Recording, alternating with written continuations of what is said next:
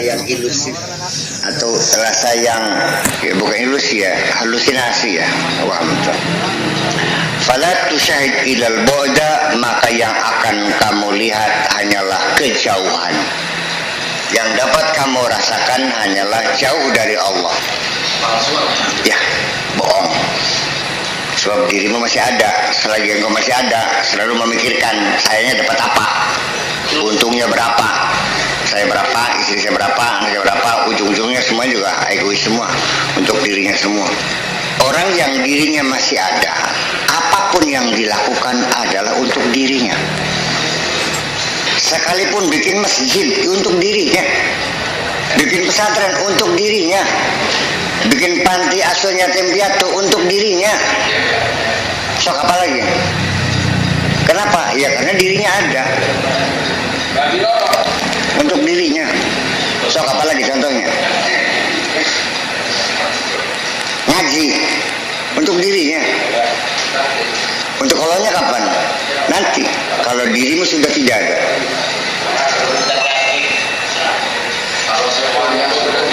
Makanya apapun untuk dirinya. Kenapa? Ya karena kamunya masih ada.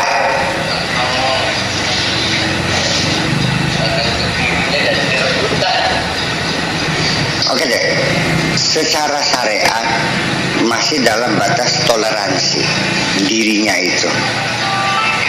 Sudah dilihat sebagai suatu kebaikan. Untuk umatnya 50%, untuk dirinya 50%. Itu sudah hebat. Sangat tidak mungkin untuk masyarakat semua dirinya tidak dapat apa-apa. Sangat sulit sekali. Semuanya untuk orang lain sampai dirinya kelaparan. Sulit terjadi. Tetapi ada. Setiap zaman ada orang yang seperti itu. Bal yu'thiruna ala anfusihim walau kanu bihim khassasah. Shadaqallahul azim. Siap mengalah atas dirinya demi kepentingan orang banyak dulu, sekalipun mereka sampai menderita tidak punya apa-apa. Ada enggak? Ada. Ada. Tetapi juga tidak semua orang menyadari bahwa itu orang hebat. Malah kebanyakan oleh masyarakatnya orang gila kayak gitu. Dan istrinya langsung minta cerai. Anaknya juga pada minggat. Bapak beli bener gimana? Bapak sinting. Langsung minta cerai. Sang istri langsung minta cerai. Dan anak-anak juga nggak ngaku bapak. Anaknya mau sekolah untuk masuk pendaftaran kuliah. Tetangga hamil mau melahirkan perlu sesar. Memilih istri tetangga dulu. Ini nyawa soalnya. Anak saya kan tahun depan masih bisa. Orang sinting kan orang bener nih. Orang sinting. Orang sinting kan. Anaknya marah. Sejak sekarang engkau bukan bapakku lagi. Dan istrinya langsung besoknya bawa lebih minta cerai. Nggak benar. Orang yang benar itu di setiap zaman selalu tertuduh adalah orang sinting. Jadi kalau kamu pengen benar, siap dibilang sinting.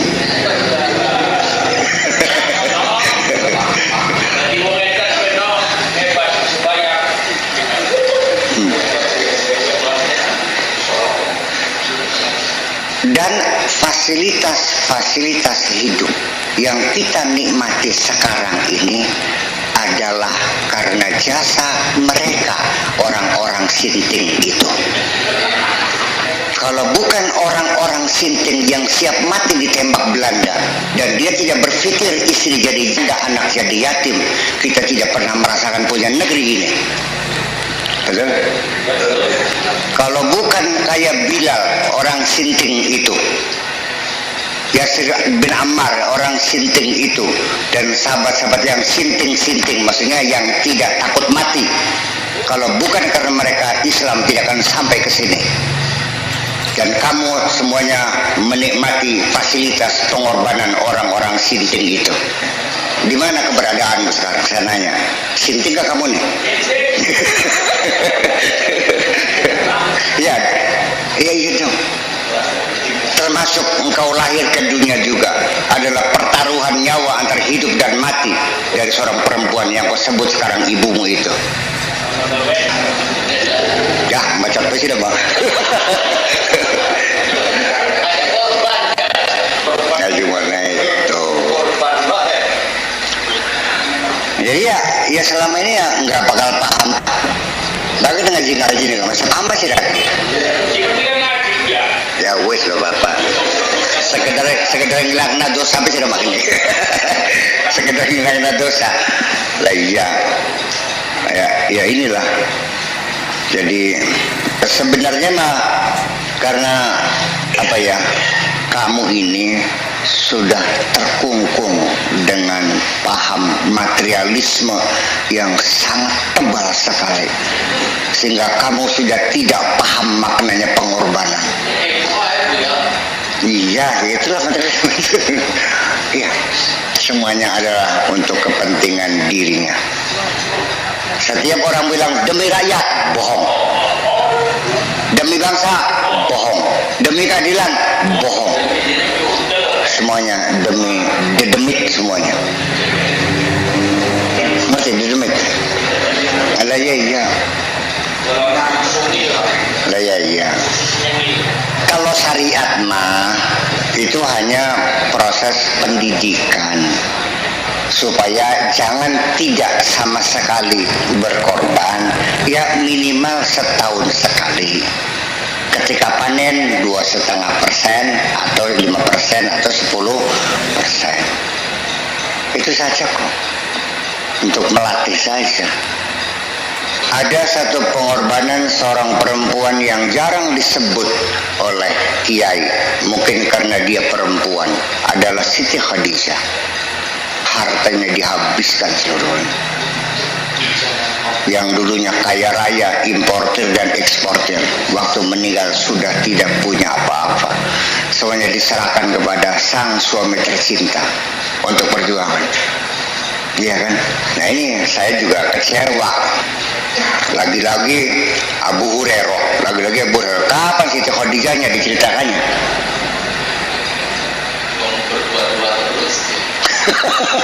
Ya iya. Jadi artinya ya, makanya kita sendiri dalam komunitas kita sendiri cobalah kita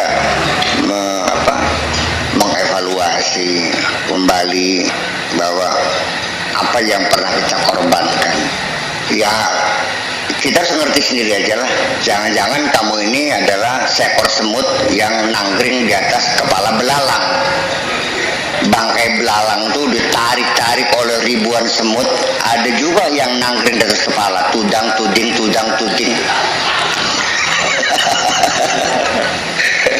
Iya, ya kan begitu. Paham likinnya.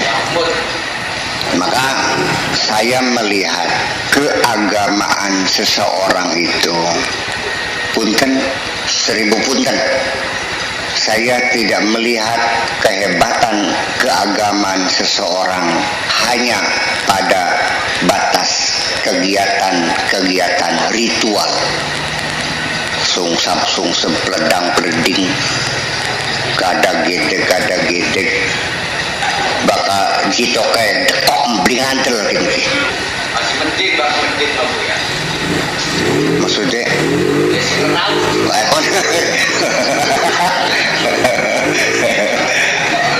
Iya, boro-boro berkorban untuk kepentingan orang lain, malah dia melakukan kecurangan yang merugikan orang lain.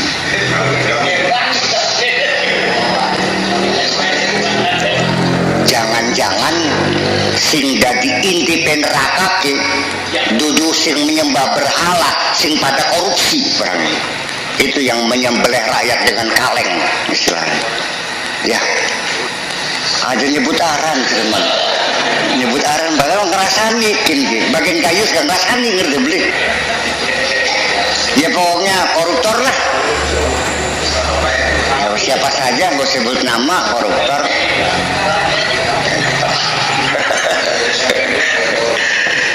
Jadi selagi engkau dirimu masih ada, sulit engkau akan mengerti Iya. Anta mahjubun. Engkau tuh mahjub, tertutup dengan nafsumu sendiri, dengan dirimu sendiri. Enggak usah dengan Allah lah, dengan kita saja.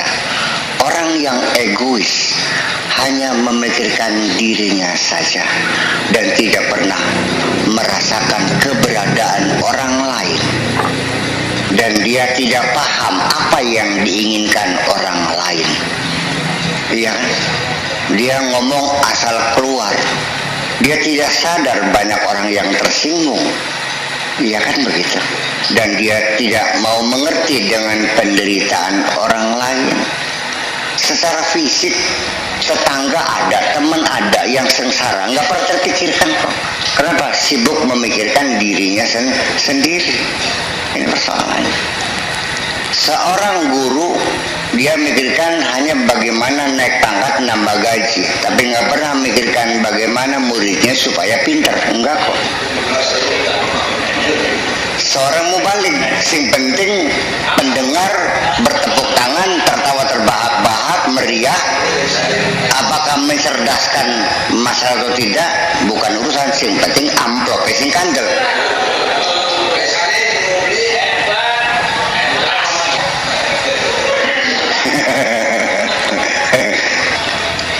Ya semua ujung-ujungnya untuk dirinya semuanya.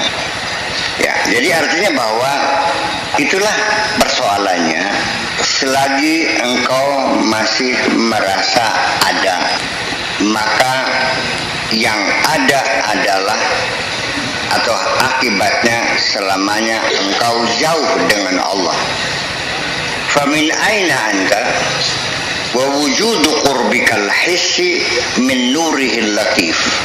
Dari mana engkau datang dan keberadaan kedekatanmu yang fisis dari cahaya yang sangat halus, hatta tarau bi'ainil hissi, sehingga kau bisa melihat dengan mata fisikmu.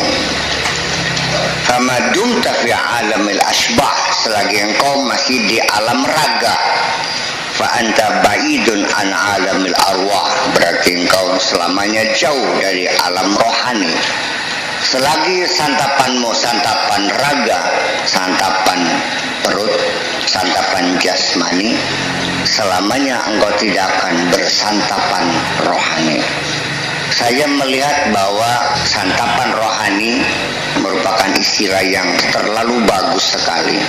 Ceramah keagamaan, mau'izah hasanah, tabligh, gitu. Namanya santapan rohani. Tetapi realitanya adalah santapan akal. Santapan akal itu ya santapan jasmani juga. Kalau pulang ngaji terus bakar gereja, itu bukan santapan rohani, santapan nafsu. Selalu menyalahkan orang lain, mengklaim dirinya paling benar sendiri, santapan nafsu. Kalau pengajian santapan rohani itu, begitu pulang kamu sambil menitikan air mata, menyesali akan dosa-dosamu, itu baru namanya santapan rohani. Iya, tapi bikin anda bisa yang balik ngaji itu nangis kok. Siapa? Tidak hilang wangi itu. Iya.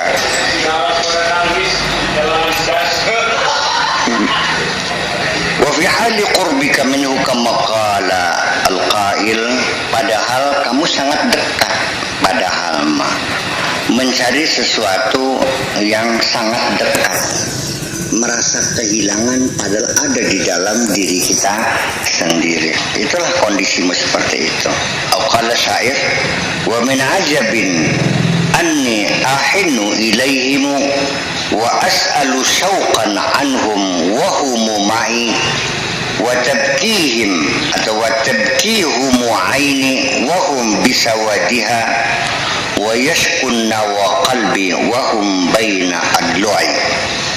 Wa min ajabin, sungguh ajaib, sungguh aneh. Anni ahinu ilaihim, aku merindukan mereka. Sungguh aneh, aku merindukan mereka. Wa as'alu syauqan, dan aku bertanya-tanya dengan segala kerinduan tentang mereka. Wa hum ma'i, padahal mereka bersamaku juga. Wa tabkihumu aini, mataku menangisi mereka. Wa hum bisawadiha, padahal mereka ada di kornea mataku sendiri. Wa yashkun nawa, dan memagut kerinduan kalbi, opo kalbi, hatiku memagut kerinduan. Wahum baina adloi, pada mereka ada di dalam rongga dadaku.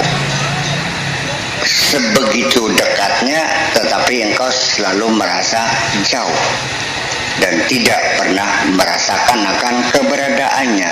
Kenapa? Karena tertutup. Iya. Sekarang jujur saja, Anda percaya nggak sorga ada? Percaya, Bu ya. Kenapa tidak menolong orang yang sengsara? Itu pintu sorga. Karena selama ini pintu sorga dengan zikiran, dengan sholat malam, gak ada gede. Perang saneku. Pintu sorga itu melalui mencerdaskan bangsa, menjaga kesehatan, menjaga kondusivitas, mensejahterakan, menegakkan supremasi hukum, kebersamaan. Itu pintu-pintu sorga. Kalau sholat, fawailul lil musallin. Kata Allahnya begitu kok. Orang yang sholatnya rutin-rutin tuh fawailul lil musallin. Bukan. Al-musallun itu dinyatakan dalam bentuk isim fa'il. Kalau isim fa'il itu yufidu ma'nal istimrar wa dawam. Artinya kontinuitasnya sangat tinggi. Artinya nggak pernah tinggal sholat. Rajin sholat. Kalau alladzina yusalluna, ya orang-orang kalau fi'il kan ada waktunya. Entar sholat enggak. Itu bedanya jumlah ismiyah dengan jumlah fi'liyah, itu seperti itu. Jadi ya itulah persoalannya. Kalau seandainya paradigma kita ini digeser sedikit, bahwa surga adalah melalui membangun kebersamaan, kondusivitas, kemakmuran, supremasi hukum, saya kira baru agama ini berfungsi. Tapi ketika hanya tenggelam dalam rutinitas, dalam seremoni-seremoni, ya hanya seremoni. Sekarang saya berani menantang, buktikan bahwa kamu akan menjadi bangsa yang maju.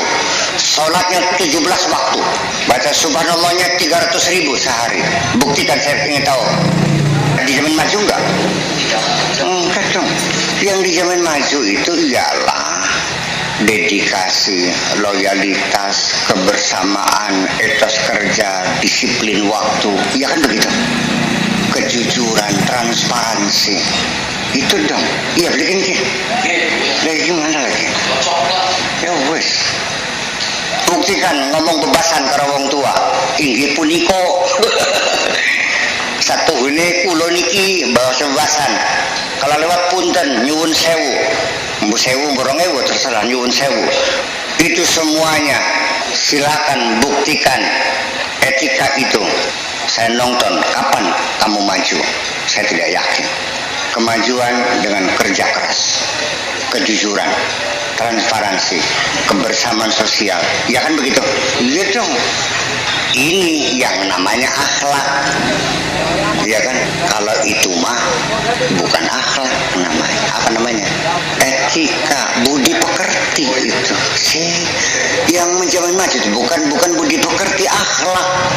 Fa innamal umamul akhlaqu ma baqiyat fa in hum dhahabat akhlaquhum zahabu. Mereka akan tegak ketika akhlaknya tegak. Mereka akan hilang ketika akhlaknya hilang. Nah, ketika akhlak kita ini hilang, kita juga akan hilang. Percaya atau tidak? Trust, kepercayaan sudah nggak ada. Frustrasi sudah kita lihat pada wajah-wajah kita ini. Wajah-wajah yang frustrasi semua kamu nih. Yang gak ada harapan untuk hidup. Ya. Jangan memikir masa depan, bagaimana saya sakit, gak usah mikir. Mau darmang sawuru nggak sih aku? Tapi gak pajerakan siapa sih ngobati sematine. Anak kamu cerdas, jangan berhayal tinggi. Wis kagian be belajar sama kaya wis. Kalau diurga sing di duit sedana. Tidak akan ada siapapun yang memikirkan dirimu. Dari sini menjadi persoalan, mungkinkah kondisi semacam ini membangun rasa cinta kepada tanah air? Sulit. Bagaimanapun cinta adalah muncul karena kebaikan-kebaikan. Ya, untuk bubarnya suatu negara sudah lengkap persyaratannya. Hanya karena Allah masih sayang saja sama kita. Nggak tahu lah, Allah hebat. Masih dipelihara. Ya, sekali-kali ditampar dengan Merapi, dicecek dengan Lapindo, ya, dicotos karo tsunami. Ya, sekali-kali. Masih belum sadar juga. Tanunggu digejoglak lah kan sisan. Ya, ini kan persoalan-persoalannya. Ya cobalah. Ini kan rumah kita yang telah kita bayar dengan darah dan keringat. Iya kan? Mereka para pahlawan tuh membayar rumah kita ini dengan darah mereka, keringat mereka, dengan nyawa mereka. Tinggal dipelihara aja kok susah banget sih. Jangan dirusakin sendiri. Sudah menyekat jadi peperki dewek. Yang sila dicokoti sudah pentripe man. Ubinya di bodem. Gedenya di lorot di dewek apa dewek. Si pentripe man. Lemon ana wong di rumah. Gendengnya di lorodi, kasih di peperki, wong edan tertutukin sih. Ya berarti edan sih lagi. Iya, lautnya dirusaki dewek, alasnya dibabadi dewek, sih kan. Bukan orang lain kok, kita sendiri. Itu saja. Subhana man ba'ada qauman fi hadi qurbihim wa qarraba qauman min ghairi bu'dihim. Maha suci Allah yang telah menjauhkan orang dalam keadaan dekat dan mendekatkan orang min ghairi bu'dihim, tanpa kejauhan mereka. Dijauhkan dalam keadaan dekat, didekatkan dalam keadaan jauh. Raji' ma taqaddama lana fi syarhi Daquli Syu'a'ul Basirah. Silakan dilihat kembali uraian kami yang telah terdahulu, yaitu Syu'a'ul Basirah, sinar basirah, mata hati, kecemerlangan mata hati. Semua orang punya mata, tapi tidak semua orang punya mata hati. Yang punya mata hati sangat sedikit sekali. Mata hati pun tidak akan melihat kalau tidak cemerlang. Tafhamul mas'alata ala asliha, kamu akan bisa memahami persoalan ini dari akarnya secara tuntas. Wa haqqu hadzal hikmati an tataqaddama 'ala allati qablaha, dan hikmah ini ya perlu didahulukan daripada yang sebelumnya.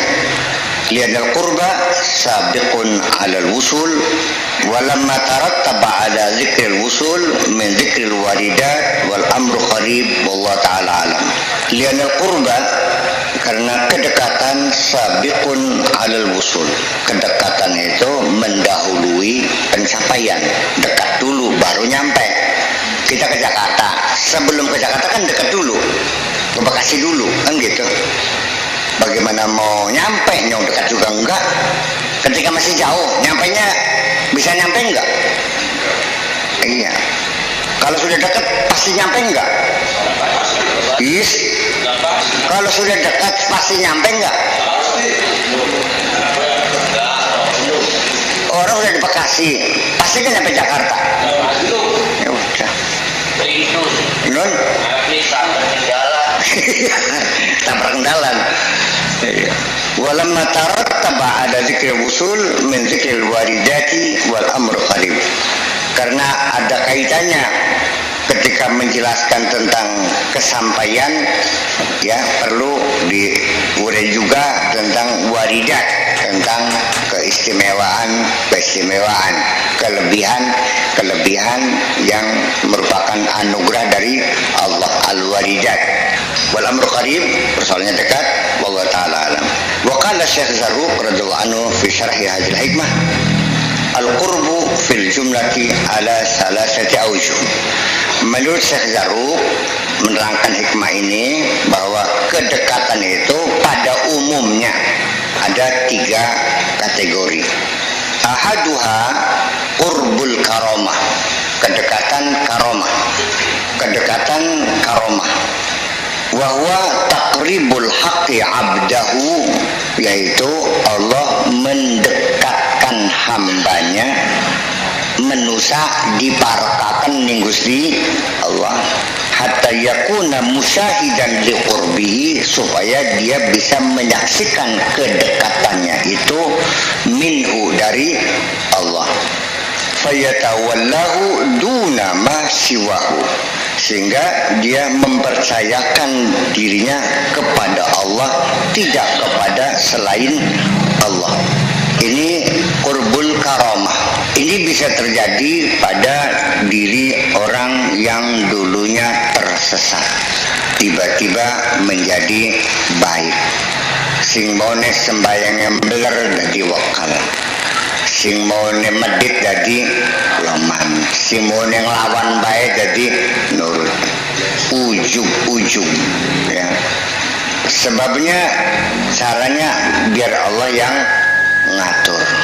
Dari seorang pelacur langsung menjadi anggota majelis taklim yang sangat setia gara-gara kena penyakit AIDS.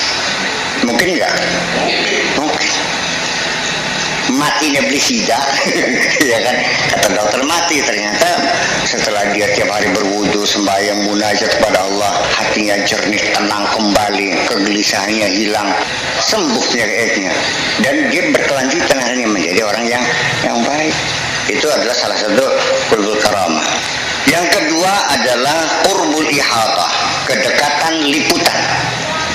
Yaitu apa? Ihatatul ilmi wal qudrati wal iradati wa umumi tasarruf, yaitu liputan keilmuan, kemampuan, kehendak, dan perilaku umum. Wa umum tasarruf, perilaku umum. Wa hadza huwa qurbul haqqi min 'abdihi, itulah kedekatan Allah terhadap hambanya. Jadi proses yang kedua, kedekatan seseorang pun adalah melalui pendekatan rasional dengan keilmuan. Juga sama bisa mengantarkan Allah kepada tingkat pemahaman ketuhanan. Tapi ini tidak otomatis. Setelah orang belajar di pokoknya apa? Kesimpulannya tidak ada Tuhan. Ya ada juga. Karena katanya orang yang menemukan black hole itu, Hawking itu, pada kesimpulannya pada makalah terakhir menyatakan ya itu alam terjadi dengan sendirinya, bukan karena kehendak Tuhan, bukan apa. Gimana Pak Iman gitu tuh? Tambah pinter, tambah akhirnya tambah mengingkari Tuhan. Hawking, fisikawan, memang dia itu ya terakhir dia sudah tidak berdaya, kepalanya udah nggak bisa digerakkan, kecuali digerakkan. Ya, dia ngasih kuliah juga hanya megang komputer aja, pakai papan manco, nulisnya di komputer, sudah kepalanya begini udah. Tapi ini masih encer. Itu teori black hole, ya, lubang hitamnya Hawking itu memang mengejutkan sekali. Tetapi pada kesimpulannya ya alam terjadi dengan sendirinya. Ya kalau saya berkesimpulan bahwa alam terjadi dengan sendirinya ya nggak masuk akal nyong. Ada sistem sih, ada aturan, ada hukum yang berlaku, masa ujuk-ujuk. Mungkin gak gelas ini datang sendiri? Mungkin gak gelas ini hilang sendiri? Mana gelas? Nggak tahu. Hilang. Ada yang ngambil nggak? Nggak ada. Hilang sendiri. Mungkin dan segala.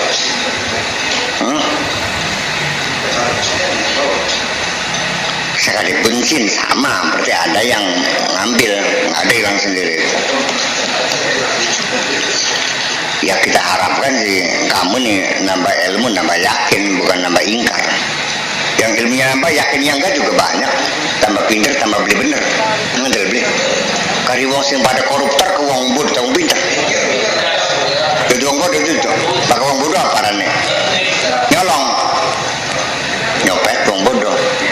Pakai koruptor ku nyolongnya wong pinter. pinter nyopet. Copet karo maling pinter ndi? Tak kegarong bodoh. Iya. Jadi ini yang penting gua, garong, copet, maling, korupsi, koruptor.